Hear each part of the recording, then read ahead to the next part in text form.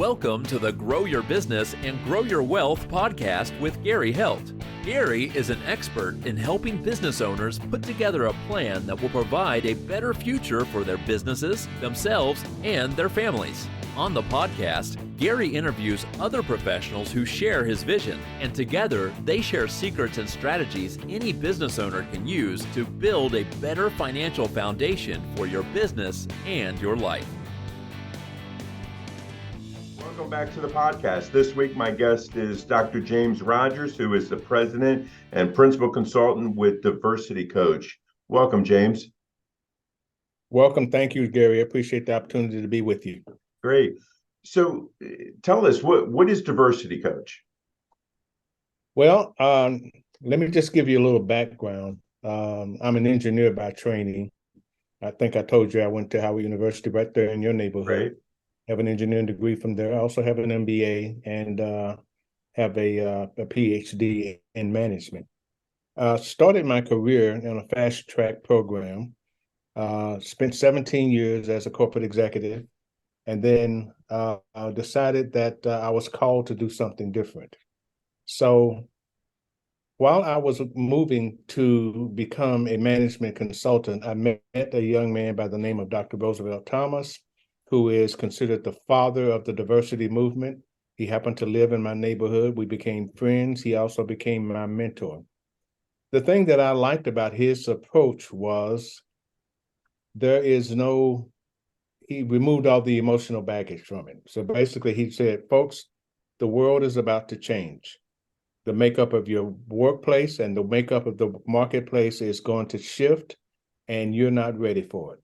So he started the Managing Diversity Movement, which I translated into diversity management, to say if you're running an enterprise of any type, small business, mid-sized businesses, major corporations, government organizations, nonprofit, you need to learn how to take advantage of the fuel that you will be burning in the future. And that fuel is going to come in a lot of different packages, a lot of different races, a lot of different genders, a lot of different sexual orientations, different abilities, different ages, different generations, and the amount of dimensions of diversity is going to explode. So that, as I tell people all the time, there will always be another other. So we basically said there's a skill set, there's a mindset, there's an attitude that we need to adopt in order to be prepared for this, so that we can actually continue to get world-class results given this new fact of life. So we have definitions. Definition of diversity is the collective mix of differences and similarities. It's important to pay attention to that language, because diversity is not the new non-traditional people. You don't look into a group of white men and say, oh, there's a Black woman, she's the diversity. No, the diversity is the collective mix of white men, Black women, and whoever else happens to be on the team. All of them are the diversity. And once we get that concept down, then this stuff becomes much more palatable and useful. Right now, it's not very useful because we're focusing on certain dimensions of diversity, and that is divisive by nature. If I'm focusing on Black women, that means I'm not focusing on white men. White men are going to resent that. If I'm focusing on white men, that means I'm not focusing on Latino men. Latino men are going to resent that. So it's inherently divisive when we focus on any single dimension. So that definition, the collective mix of differences and similarities, is really the foundation of the work we do. And then we talk about diversity management from the standpoint of organizational change and development. Diversity is a fact of life. It is not a problem to be solved. If it was a problem to be solved, I'm a good businessman. I would have solved it by now. Right. But it's just a fact of life, Gary, and you being in finance, you'll understand this.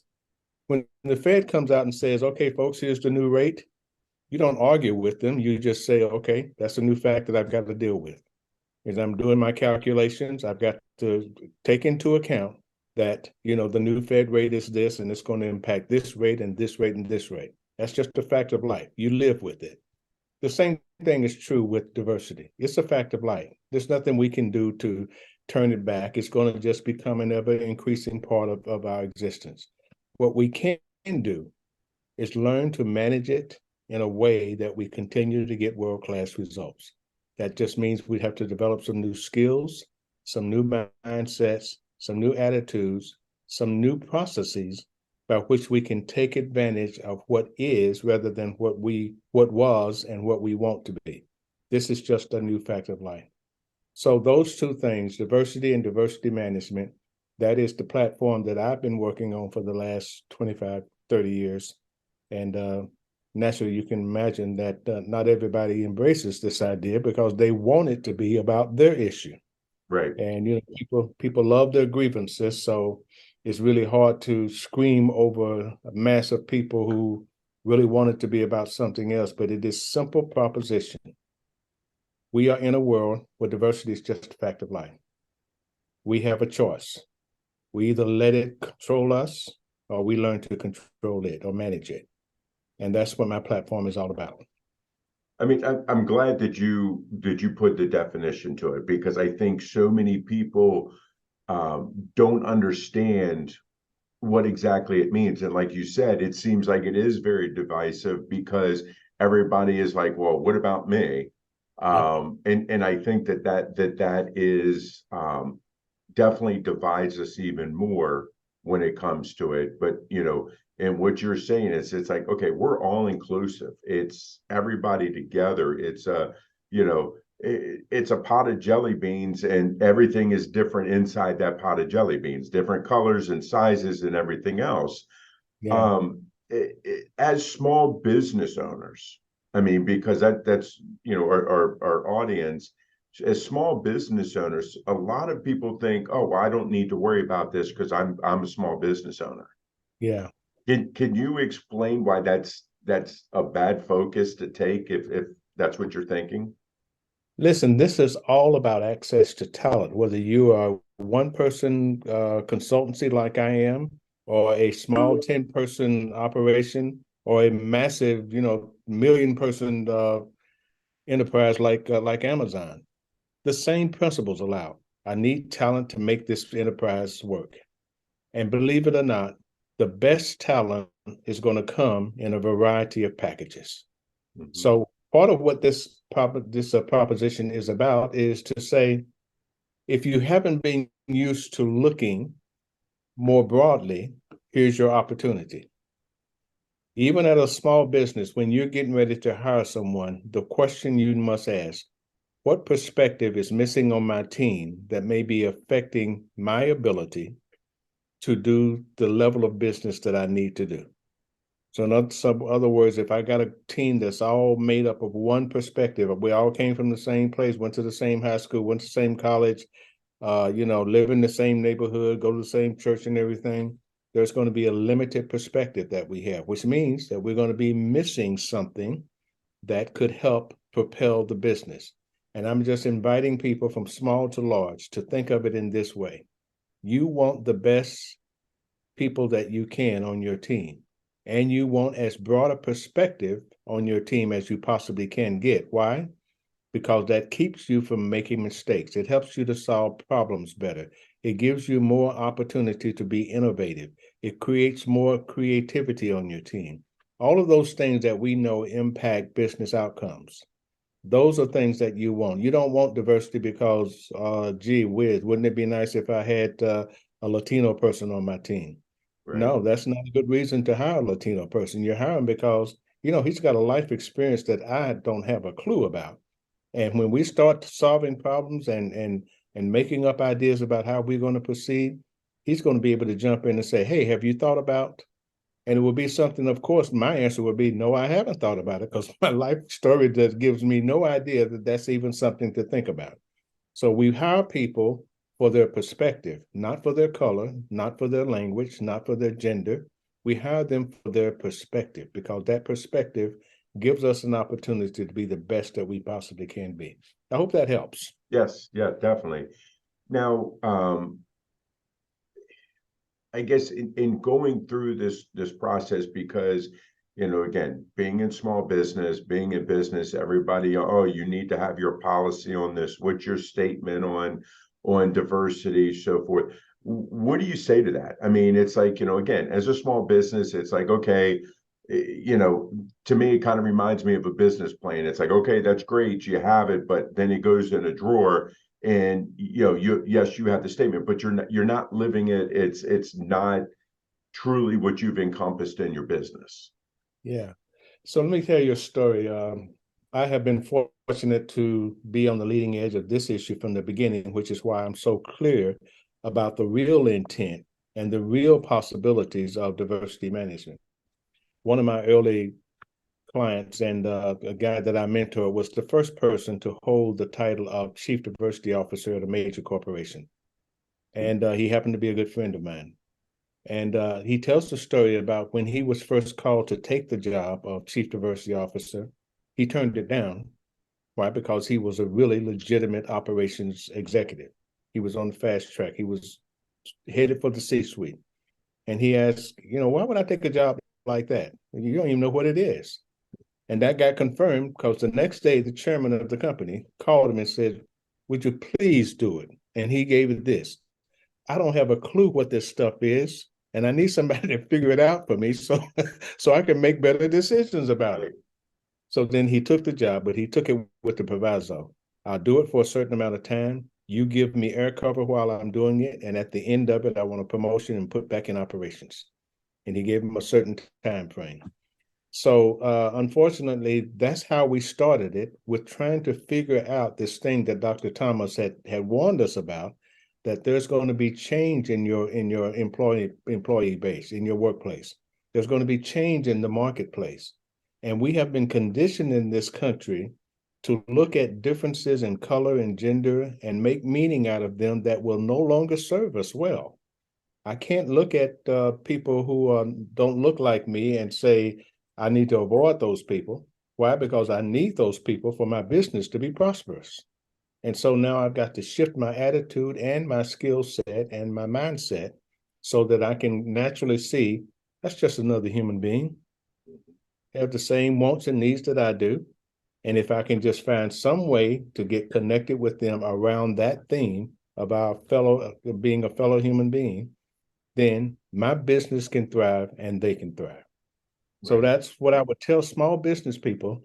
Shift your mindset. Do your homework. Don't be like the corporate executives who say, I don't understand this, so get me a brown-skinned person in here to be the face of diversity so I won't have to deal with it, because that's really what's going on at the larger corporations. Small business person, you don't have that luxury, because guess what? You're not only the CEO, but you're the CMO and the COO and the janitor and Exactly. all of those roles. So you have got to be knowledgeable about how this stuff impacts your ability to do business at the level that you're capable of. And it's just a simple proposition as that. Now, if you bring somebody into your business that you are different from, and it could be, racial, sexual, whatever, how do you counsel people with trying to accept someone for their differences? Because sometimes people just look at it that, okay, we're different and my way's the right way and I'm the boss, so you got to do what I say. Yeah. So this goes back to the definition. Every human being on the face of this planet, I have discovered, I have some differences with. Mm-hmm. If they're from Mongolia and I'm from America, that's an obvious difference. But I also know that we also have a lot of stuff in common. So here's the key. Focus on the similarities. When you meet someone, and all of us as business people, we know that it's part of the relationship building process. Let's find out what we have in common. So let's talk long enough to say, oh, okay. So you're from Prince George's. Man, I got a good friend, probably lives right down the street from you. Now we got something in common. Oh, your father did this? My dad did the same thing. Okay, now we got something in common. Once we find out those things that we have in common, guess what, Gary? The differences don't matter nearly as much. Right. So we don't get tripped up by this whole idea of that you're not one of us, and therefore I have to be careful around you. We find that thing that links us together. We're from the same place. We have similar interests. We, have the same faith tradition. Whatever the commonality may be, me and the guy from Mongolia may find out that we both like horses. We Right. both like riding horses. And once we do that, the differences in our culture and everything else not nearly as large. So that's my counsel to them. It's this simple proposition. Differences and similarities is the definition of diversity. We tend to focus on the differences, which sets up a barrier between us immediately. If we shifted our thinking, let's find out what we have in common first. Let's develop what we have in common first. And then we can look at the differences. And guess what? The differences now just represent interesting. That's interesting, Gary, that you're from somewhere that I've never been. Tell me about that. Right. Oh, it's interesting, Gary, that you follow a faith tradition that I'm not familiar with. Tell me about that. It's not something that puts me off. It's something that draws me in now because I'm interested in someone who I already know that I have a lot in common with. Does that make any sense? Oh, it makes a lot of sense. What, how would you counsel someone if, again, because a lot of times, with a small business, we may hire someone, or maybe don't hire somebody because they are different and we don't understand that difference. But they may have a skill set that would fit us perfectly and really help us move our business to the next level, but we're afraid to because we don't understand it. Yeah. So that's part of the mission of the diversity management movement, is to educate us to the point where we no longer have that angst about difference. Mm-hmm. And the way we overcome that is I'm looking for talent. This talent is going to come packaged in a lot of different ways. I have to admit that up to myself right up front. It's not going to be someone who is, drop dead good looking like me. It's not going to be someone who grew up in my mama's house. Right.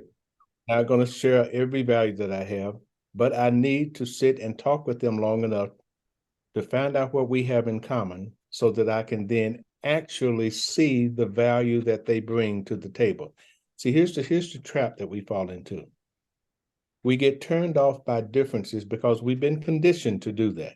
Yep. This is not a natural human thing. We get conditioned to look at another person and say, well, you know how those people are. And so we get turned off by that. We have to recondition ourselves to think there's a human being, and from what I'm looking at, he's got the skills and the talent that I need for my business right now. I need to have a conversation with this dude or this woman and find out what we have in common so that we can find out if this will be a good fit, so that while we're working together, people talk about inclusion all the time. And I give the example, Gary, I worked at part of my corporate career, I worked at Bell Labs. Bell Labs is probably the most inclusive place that you ever, that I've ever worked at. And I say that because no one cared what you looked like. They didn't care what gender you were. They cared that you were a member of the technical staff. If you achieved that title, member of the technical staff, you could be purple with a tail. They didn't care. Mm-hmm. Because they were inclusive. And what I learned from that is when we have common goals, common objectives, the same vision for where we are collectively going, we're not sitting around thinking about, oh my God, he's from Puerto Rico. Oh my God, she's from Colombia or from whatever. That stuff doesn't matter. What matters is we have a common goal, we have common objectives, we have a common vision about where we're going, and all of us are contributing to it. Right. We're all contributing to it. That's all I need to know. Everything else is noise. So, you've written a book, Diversity Training That Generates Real Change. Can you tell us some about that book and why it is that you decided to write it? Yeah, and I'll be honest with you, I hate the title. I love the subtitle. I love the subtitle. As an author, one of the things that you learn is you get a lot of help with your book. Yes, you do. The subtitle of the book is called Inclusive Approaches That Benefit Individuals, Business, and Society. And that's where I like to focus people on this. The reason I wrote this book is because there's so much misinformation and disinformation out there about diversity and diversity management and inclusion that I just felt compelled to at least put some information out in the marketplace that says, hey, folks, there's a way to do this that actually works. Mhm. There's a way to do this that actually benefits everybody. There's a way to do that that doesn't exclude people. But see, a lot of my colleagues walk around talking about inclusion while they are deliberately excluding certain factions of our population. And you know who I'm talking about. They'll include gay and lesbian people, but they will exclude uh, straight, non-Hispanic, able-bodied white men. And they'll do it with impunity, like this is inclusion. That's not inclusion. Inclusion means everybody benefits. Everybody is included and everybody benefits.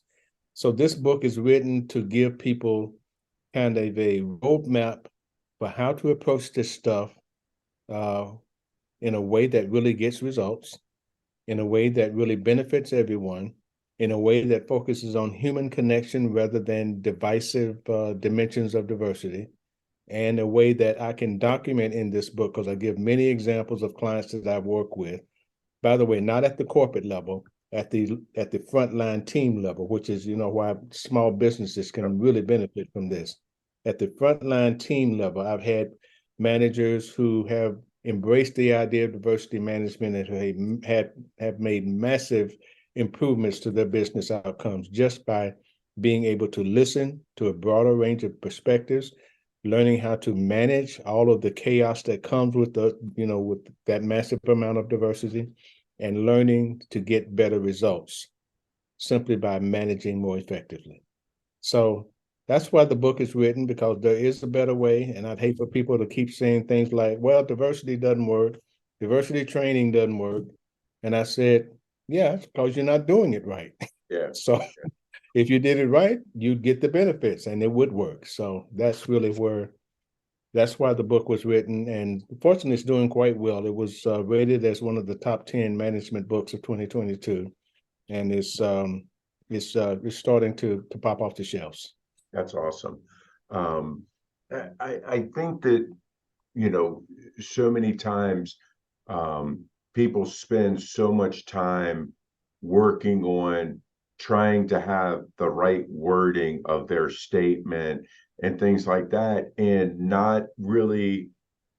And again, it's because it's they want the forward looking to say, okay, I have my diversity statement, I'm inclusive of everybody, I'm da da da da, and they do the training and things like that, but they don't want anybody asking any questions. They just want to say this is what we're going to do, but then nobody talks about it. And Yeah, how and again, I'm not at the big corporate side, I'm at the small business side of things. And I know here in our office, when we'll go in the lunchroom together in the conference room, and we'll sit and we'll talk, whatever the topic is, we'll talk about it. But it's one of those things where nobody takes it personally, whatever the discussion is. Nobody attacks anybody personally about it. And I think that so much of it has to do with just respecting each other, and respecting that, yes, you and I are going to have a difference of opinion. And we just need to understand that that's what's going to happen, but we can discuss things. yeah. Um, how do you help facilitate that to make sure that those discussions happen? Foundational principle. That which we can talk about, we can control. That which we can't talk about controls us. So you are being controlled by the lack of conversation about a topic that is sitting right there, as we call it, the elephant in the room, sitting right there, needing to be talked about, but you don't have the skill set or the mindset to talk about it. So I would say to people, this goes back to Gary, what we talked about earlier before the broadcast, the power of relationships. See, if when you and I getting to know each other, you and I get to know each other. We know what we have in common. We get to the place where we actually like each other and trust each other. Mhm. And even despite our differences, that really is what rules the relationship. So what if you were to say something that might be seen as offensive to a lot of Black people? Mhm. You didn't mean to do it, but you just blurted out something and you did it in my presence. How am I going to react to that? What I'm going to say is, well, that's Gary, and I know him. I know his heart. I know where he's coming from. All of us slip up in language every now and then.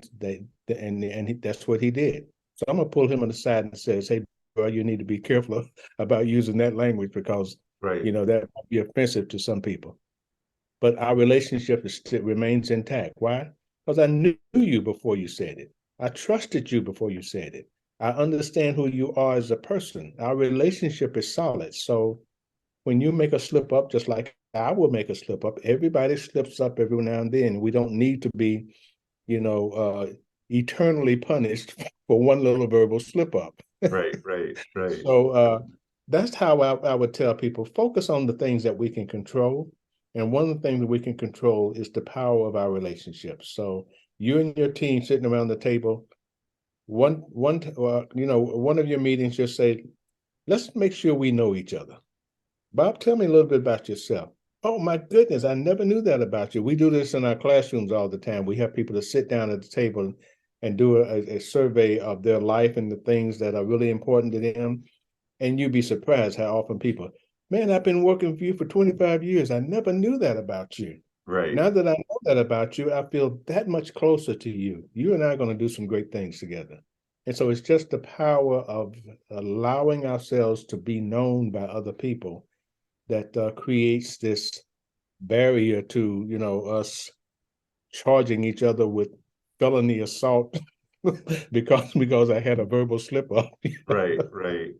What do you, from kind of, let's flip this around here a little bit and say, okay, if I'm an employee or we're in a business meeting, and I don't know you yet, and you say something, you make a joke or you say something that may be offensive to me, how do you counsel people to bringing that to the other person's attention? Because again, it's like, I don't know if this is, truly how they are, or if they were just trying to be funny or whatever, but now I'm offended. Yeah. And obviously, we always say we don't want people to not say something because then that's going to continue. How do you counsel them to bring it forward in a way that isn't going to ostracize them or create more issues? This is part of the skill set that I'm talking about, and it begins with an attitude. Always go into any situation with other human beings, assuming no malicious intent. Assume no malicious intent. If you go in expecting a person to be homophobic, racist, sexist, guess what? You're going to find it. If Right. that's what you're looking for, you're going to find it. They're going to say something that says, yeah, I knew I was right about him. I knew I was right about her. But if you go into it with no malicious intent, here's what you're going to hear.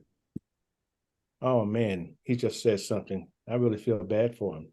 I'm going to have to pull him aside and let him know how that may have landed with others. We call that gentle correction. Mm-hmm. Gentle correction. None of us has any malicious intent, but all of us, including moi, have said things in a public forum that, boy, I wish I could have taken that back, or that didn't come out the way I intended, or wow, I didn't recognize who all was in the room, and I know that might not sit well with them. And I was just kidding. And nine out of the 10 people in the room knew I was kidding because we've joked about this before. But Right. there's one person over here who, if they don't understand how we roll on this team, that could have landed badly with them. So we have to give each other grace, and we have to be willing to, first of all, assume no malicious intent, and second of all, to provide gentle correction when someone does step out of the bounds. And don't ostracize them. Don't beat them up. Just say, Gary, 5 of us in the room, we got your joke. but there were two people. I could see the look on their face. They didn't get the joke. So I just wanted you to be aware. Be mindful of that in the future so that you don't make that mistake again. Right. And I love you. Yeah, exactly. Now, from that standpoint, okay, you've come to me and you've said, hey, two people may have been offended by this. And then obviously, okay, I know now, okay, hey, don't joke about that, or not in that manner or whatever I did that you're, helping me with. Do you recommend that I then go to the two people that may have been offended and apologize to them for possibly offending them? Or You can, but you go with this posture. Look, I just heard what Gary said in the meeting, and I saw the look on your face. Let me make sure that I'm understanding exactly how that landed with you. What I believe that Gary intended when he said that was this. Is that what you heard, or did you hear something different? Confirm with them that, it didn't land well with them, and then say, listen, as a matter of fact, I did talk to Gary about that. I thought that might have been the case. So I would just want to let you know that he's now more aware. He had no malicious intent, but he's now aware that might not land well for you. And quite often, human beings, if you understand human nature, we don't really want to dislike other people. We want to like them. So right, you give me reason to, I'll latch on to it. Okay, boy, I'm so glad to hear that because, yeah, when I was 12 years old, it's usually about something. When I was 12 years old, someone said something like that to me, and every time I hear it, it sparks this yeah, this remembrance, this memory that I have. And so I'm glad you told me that was his intent. right, right. All right, James, we've covered a lot, but there's a lot that we didn't get to cover. Because again, I could talk to you for a really long time about this, because again, I find it fascinating. And I like your outlook on it, and I like how you're presenting it and sharing this. What is it that I haven't asked you that you wish I had? And that's probably a big list too. Yeah, well, let me see. Number 37 on that list is no, I really what the one thing that I do is I know so much about this and I could talk about it all day, 3 days in a row without Right, hesitating. But I've learned through adult learning theory that of all the things that I've said, that's information to a lot of your viewers. A few of the nuggets that I shared today will land with them. That would be knowledge that they will take right, on. Many of them will take that knowledge and convert it to learning. In other words, that thing you said about X, I'm going to use that.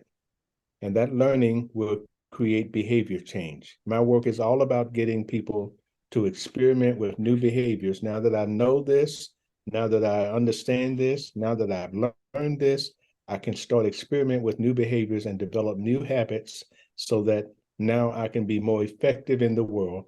And now I can relate to other human beings in a way that really gets us both better outcomes.